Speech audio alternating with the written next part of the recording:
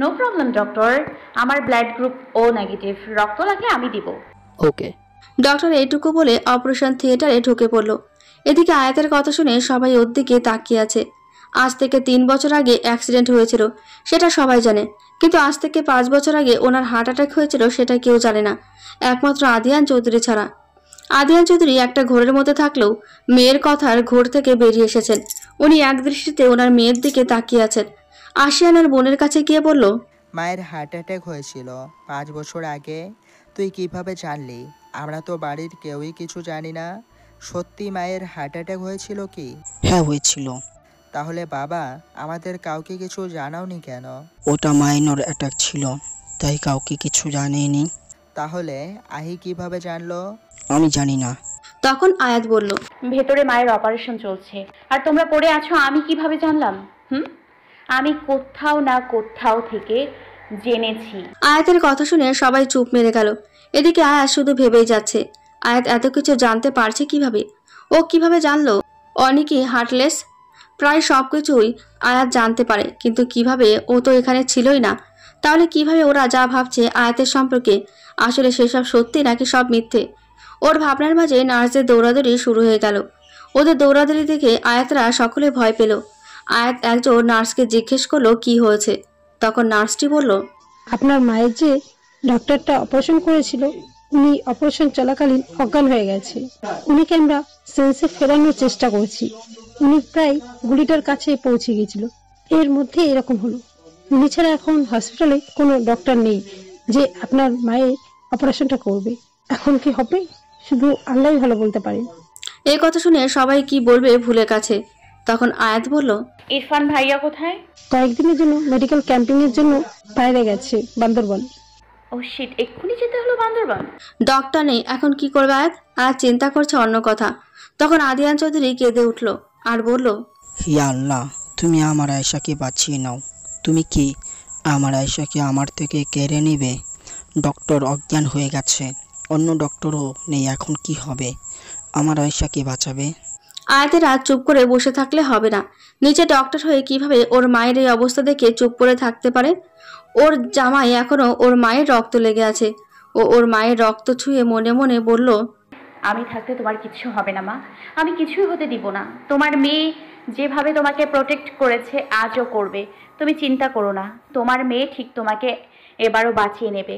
আয়াতের বাবার কাছে গিয়ে ওর বাবার হাত ধরে বলল, বাবা, আমি কথা দিচ্ছি মায়ের কিছু হবে না। আমি দেখছি অন্য কোনো ডাক্তারকে পাই কিনা। বলে আয়াত ওখান থেকে চলে যেতে নিল। তখন আশিয়ান আর আয়াস বলল, আমরা তোমার সাথে যাই? না, তার দরকার নেই। আমার 2জন ডক্টরের সাথে পরিচয় আছে, দেখি ওনারা কি বলে। বলে আয়াত ওখান থেকে চলে গেল। কেউ একজন অজ্ঞাত ব্যক্তির কাছে ফোন দিয়ে বলল, স্যার, কাজ হয়ে গেছে আপনার কথা মতন। আর কফিতে ঘুমের ওষুধ মিশিয়ে দিয়েছি, সেটা খাওয়ার আধ ঘন্টা পরই লোকটি নিদ্রায় মিশে গেছে। ডাক্তারটা সব অপারেশনের 5 মিনিট আগেই কফি খায়, এটা তার অভ্যাস। আর ঘুমের ওষুধটা এতই কড়া যে ওনাকে পানির ভেতর থেকে চুবিয়ে আনলেও কেউ ঘুম ভাঙাতে পারবে না। আর বাকি 2টো ডক্টর ছিল, তাদেরকে বাড়ি পাঠিয়ে দিয়েছি। আর বলেছি কোনো মতেই আজ যেন হসপিটালে না আসে, আর আসলে প্রাণ নিয়ে ফেরত পাবে না। ওয়েল ডান, তোমার কাজে আমি খুবই খুশি হয়েছি। সময় মতো তোমার অ্যাকাউন্টে টাকা ঢুকে যাবে। Thank you sir. আর একটা কথা ছিল। বলো। আপনি বুঝলেন কিভাবে যে ওনারা এই হসপিটালে আনবে? আরে বোকা খান, বাড়ির থেকে এটাই সবচেয়ে কাছের হসপিটাল। এই অবস্থায় কেউ কাছে হসপিটালে ছেড়ে দূরের হসপিটালে যাবে নাকি? ও আচ্ছা স্যার, ওনারা যদি অন্য কোনো ডাক্তারকে নিয়ে আসে? অন্য ডাক্তারকে আনতে আনতে এদিকে আয়েশার প্রাণ পাখি উড়ে যাবে। ওদের আত্মীয় একটা ডক্টর ছিল ইরফান, ও মেডিকেল ক্যাম্পিংয়ের জন্য বান্দরবন গিয়েছে। এত তাড়াতাড়ি কোনো ডাক্তারকে ওরা পাবে না। আচ্ছা রাখছি, তোমার অ্যাকাউন্টে টাকা পৌঁছে যাবে। বলে অজ্ঞাত লোকটি ফোন কেটে দিল। ফোন কেটে বলল, এবার দেখবো আয়ানা চৌধুরী নিজের মাকে কি করে বাঁচায়। এদিকে সবাই টেনশনে শেষ হয়ে যাচ্ছে। আয়াত 10 মিনিট হলো গিয়েছে, কোনো খোঁজ নেই। এদিকে 1 মিনিট সময়ও ইম্পর্টেন্ট। কিছুক্ষণ পর একটা হুডিওয়ালা কেউ ঢুকলো। মুখে মাস্ক, চোখে সানগ্লাস, মাথায় হুডিটা টানা। ছেলে নামিয়ে বোঝা যাচ্ছে না, তবে পরনে অ্যাপ্রনও আছে। তা দেখে সবাই বুঝতে পারলো এটা ডক্টর। আদিয়ান চৌধুরী আর রাশিয়ান চৌধুরী তার দিকে এগিয়ে গেল। আদিয়ান চৌধুরী বললেন, ডক্টর প্লিজ আমার স্ত্রীকে বাঁচান। আয়াত না মানে আহি, আমাকে সব বলেছে। তোমরা চিন্তা করবে না, আমি দেখছি। কণ্ঠস্বর শুনে সবাই বুঝতে পারলো এটা একটা মেয়ে। তবে আয়াজ মনে হলো এই কণ্ঠস্বরটা সে আগে শুনেছে, কিন্তু মনে করতে পারছে না। তখন বলল, ঠিক আছে, কিন্তু আহি কোথায়? সেটা আমি জানি না, প্লিজ আমাকে যেতে দিন, না হলে অপারেশনে দেরি হয়ে যাবে। মেয়েটার কথা শুনে সকলে মেয়েটাকে ছেড়ে দিল। ও তাড়াতাড়ি করে রেডি হয়ে অপারেশন থিয়েটারে ঢুকে পড়ল। আগে ডক্টরকে আগেই ওখান থেকে বের করে আনা হয়েছে। অপারেশন থিয়েটারে ঢুকলে সকলে জানতে চাইল ইনিকে। তখন ডক্টর একটা কার্ড বের করে দেখায়। কার্ড দেখে ওরা সবাই চুপ হয়ে যায় আর মনে মনে খুশি হয়, কারণ অনেকদিন ধরে ডক্টর এএসির সাথে কাজ করার ইচ্ছে ছিল। হ্যাঁ, ডক্টরটা আর কেউ না, সেটা হলো আয়াত, মানে আহিয়ানা চৌধুরী। আফিয়ানা কোনো কথা না বলে অপারেশন শুরু করলো। আয়াত অপারেশন শেষ করে বের হলো। তখন সকলে ওকে জিজ্ঞেস করলো আয়েশা চৌধুরীর কথা। ও বলল, চিন্তার কোনো কারণ নেই, অপারেশন সাকসেসফুল হয়েছে, ইনশাল্লাহ খুব তাড়াতাড়ি রিকভার করবে। এই কথা শুনে সকলে আল্লাহর শুকরিয়া আদায় করে নিল। সবকিছুর মালিক তো তিনি। তখন আদিয়ান চৌধুরী বললেন, থ্যাংক ইউ সো মাচ মা। তুমি যদি ঠিক সময় মতো না আসতে তাহলে যে কি হতো। মানুষের সেবা করাই আমাদের ধর্ম, এটা আমাদের ডিউটি, তাই ধন্যবাদ দেওয়ার প্রয়োজন নেই। সব কিছু তো আল্লাহর হাতে। আচ্ছা, আমি এখন যাই, বাকিটা আমি আয়াত না মানে আহিকে জানিয়ে দিব। আসলে আমার একটু তাড়া আছে। আচ্ছা ঠিক আছে, অ্যাগেন ধন্যবাদ মা। আয়াত আর কিছু না বলে ওখান থেকে চলে গেল। ওকে আবার চেঞ্জ করতে হবে, যত দ্রুত সম্ভব আবার হসপিটালে আসতে হবে। আফিয়ারা ওর পরিবারের কেউ আসেনি, এত বাড়ি ভর্তি লোকজন ছেড়ে ওনারা আসেনি। আয়াজ, আসাদ খান আর আলিয়া খান এসেছেন। ইসরাত ইরফানের বউ আর পাখিকে বাড়িতে রেখে এসেছে। রেজন আহমেদ রোজা আর তার স্ত্রীকে বাড়ি পাঠিয়ে দিয়েছেন। শুধু তিনি চৌধুরী বাড়ির বাকি লোকদের নিয়ে এখানে এসেছেন। মোনা চৌধুরী, আঁকি চৌধুরী তো কখন থেকে কেঁদে যাচ্ছিলেন। আলিয়া খান তাদের সামলাচ্ছিলেন। যখন শুনলেন অপারেশন সাকসেসফুল, তখন তাদের কান্না বন্ধ হয়েছে। আদিয়ান চৌধুরীকে রেজওয়ান আহমেদ আর আসাদ খান মিলে সামলাচ্ছিলেন। আশিয়ানকে আয়াজ, নাফিজা আর রহনা নিশানকে নিয়ে নীরবে কাঁদছিল। জুনায়েদ চৌধুরী একপাশে শুধু দাঁড়িয়েছিল। এত কিছুর মধ্যেও আয়াজ ছিল শান্ত ও নির্বাক। ও ওর মতো শক্ত হাতে সব করেছে, কারণ এটাই ও দাদুভাই ওকে শিখিয়েছে। ও তো আর বাকি 5টা মেয়ের মতো কাঁদতে শেখেনি। ও শিখেছে কঠিন সময়েও নিজেকে কিভাবে শক্ত রাখতে হয়। কিছুক্ষণ পর আয়াত চেঞ্জ করে হসপিটালে ঢুকলো। ওর পরনে এখন সাদা সালোয়ার কামিজ, মাথা ভালো করে ঢাকা যাতে কেউ একটা চুলও দেখতে না পারে। এই সাদা ড্রেসে ওকে ভীষণ স্নিগ্ধ লাগছে। ও আসতেই সকলে ওকে ঘিরে ধরলো। আশিয়ান জিজ্ঞেস করলো, এতক্ষণ কোথায় ছিলি? ডক্টর খুঁজতে গেলি, ডক্টরকে পাঠিয়েও দিলি, কিন্তু নিচে হাওয়া। মা এখন কেমন আছে? মাকে একটু আগে কেবিনে দেওয়া হয়েছে, অনেকটাই বেটার। ডক্টরের তো তোকে সব জানানোর কথা, আমাদের তো তাই বলল। তুই কোথায় ছিলি সেটা আগে বল, কতবার তোকে ফোন দিলাম। আমি যখন ডক্টর পেয়ে গেলাম তখন আমি ড্রেস চেঞ্জ করে মায়ের সুস্থতার জন্য নামাজ পড়ছিলাম। আল্লাহর সেবা করতে করতে কখন এতটা সময় পার হয়ে গেছে বুঝতে পারিনি। আমার ফোনটাও কাছে ছিল না, তাই দেখিনি। আর ডক্টর এখনো আমাকে কিছু জানায়নি। আয়াত মিথ্যে কথা বলেও পুরোটা মিথ্যা কথা বলেনি। ও অপারেশন করে 2 রাকাত নফল সালাত পরেই এখানে এসেছে। অপারেশনটা সাকসেসফুল হওয়ার আল্লাহর শুকরিয়া আদায় করেছে। কিছুটা মিথ্যে বলার জন্য ও আল্লাহর কাছে তওবা করে নিল। তখন আয়াজ বলল, সেসব ঠিক আছে, কিন্তু ডক্টরটা কে ছিল? ওনার নামটাও তো জানা হলো না। তখন একটা নার্স ওখান দিয়ে যাচ্ছিল। আয়াজের কথা শুনে নার্সটি বলল, ওটা ডক্টর এসিসি ছিল। এই কথা শুনে সকলে অবাক হলো। আয়াতের সাথে ডক্টর এএসির পরিচয় আছে? আয়াজ বলল, কি ডক্টর এসি ছিল? হ্যাঁ, ডক্টর এসিসি ছিল। দেখলেন না, ওনার চোখ মুখ সব ফাঁকা ছিল। আমরা ভেতরে ছিলাম, তখন আমাদের আইডি কার্ডও দেখিয়েছে, তাই তো আমরা বুঝতে পেরেছি যে ওটা ডক্টর এসিসি। তবে যাই বলুন না, উনি যেমন ডক্টর হিসেবে ভালো, তেমন একটা মানুষ হিসেবেও ভালো।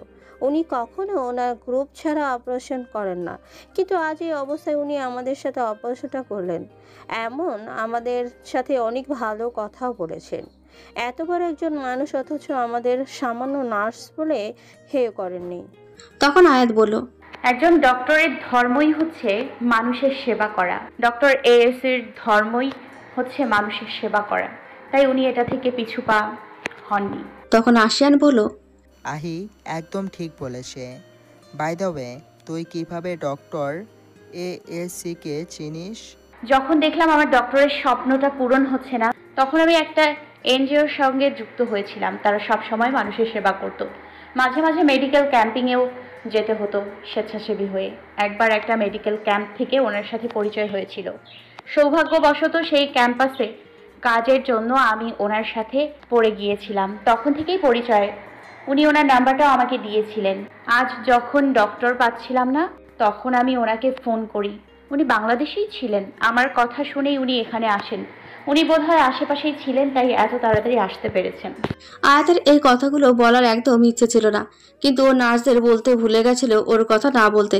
আসলে সবকিছু মিলিয়ে ও টেনশনে ছিল, তাই এটা একদম মাথা থেকে বেরিয়ে গেছে। আর নার্সটাও এমনভাবে বলল যে ও আর না বলে থাকতে পারলো না। তখন আয়াস বলল, ও আচ্ছা, তুমি যদি আগে আমাদের ফোন করে এটা জানাতে, তাহলে আমি ওনার সাথে একটু কথা বলতাম। কিছু কথা বলার ছিল ওনাকে। কেন? তুমি কি আগে থেকে ওনাকে চিনতে নাকি? না, বাবার হার্ট অপারেশন উনি করেছিলেন, আর আমি ওনাকে না বুঝে কথা শুনিয়েছিলাম তাই। তখন আশাদ খান বললেন, এই তোরা কি নিয়ে কথা বলছিস?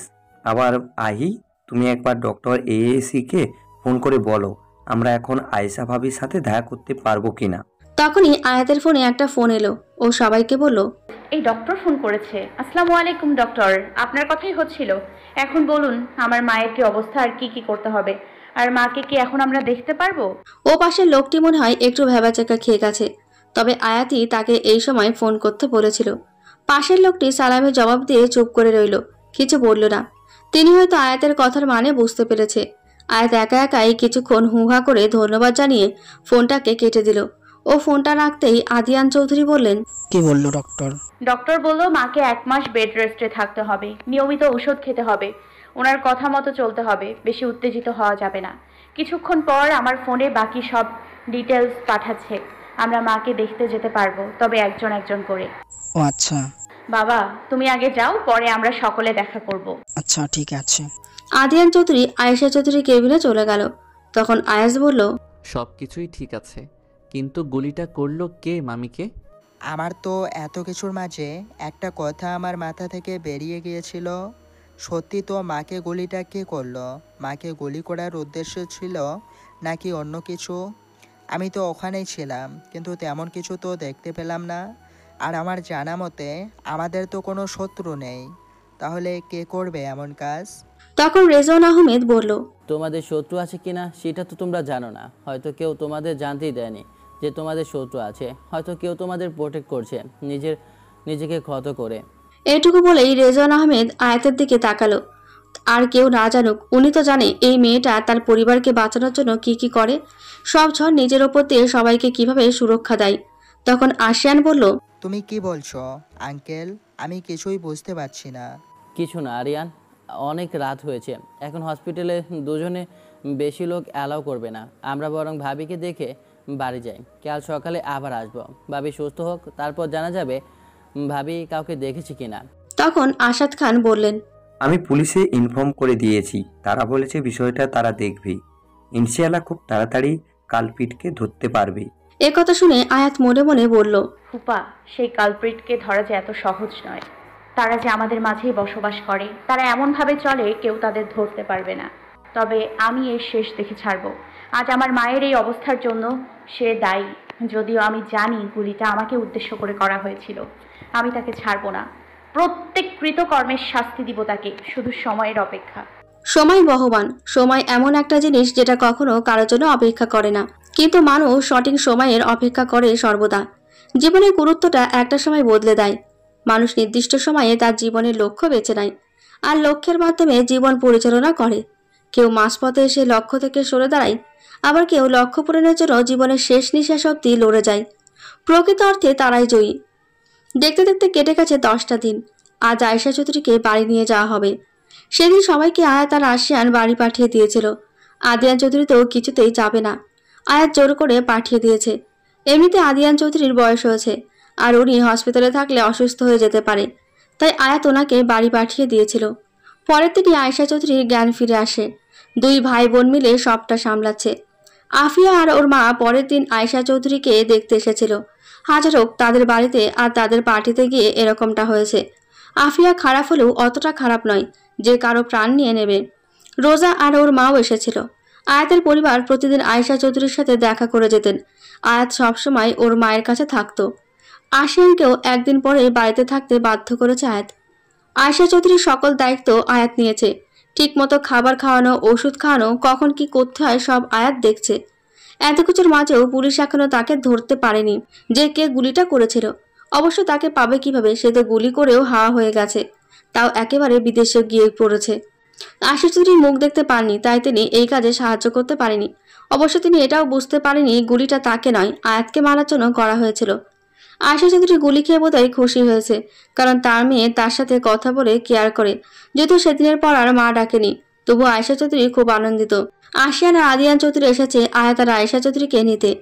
আয়েশরা আসতে চেয়েছিল, কিন্তু আদিয়ান চৌধুরী বলেছেন বাড়িতে যেতে, কারণ তিনি নিজে তার পরিবারকে নিয়ে যেতে চায়। আয়াত আয়েশা চৌধুরী এক হাত ধরে রয়েছে, আরেক হাত আদিয়ান চৌধুরী। ওরা সবাই মিলে গাড়িতে বসলো। আশিয়ান গাড়ি চালাবে, পাশে আয়াত, আর পেছনে আদিয়ান চৌধুরী আর আয়েশা চৌধুরী। এরকম দেখে আদিয়ান চৌধুরী বললেন, এই আশিয়ান, আহিয়ানা, তোদের মনে আছে ছোটবেলায় আমি আর আয়েশা তোদের ওখানে বসতাম আর তোরা পিছনে বসতে আমাদের মতো? মনে থাকবে না আবার? তোমরা দুজন আমাদের পেছনে বসাতে, আমরা পেছনে বসে ঝগড়া করতাম।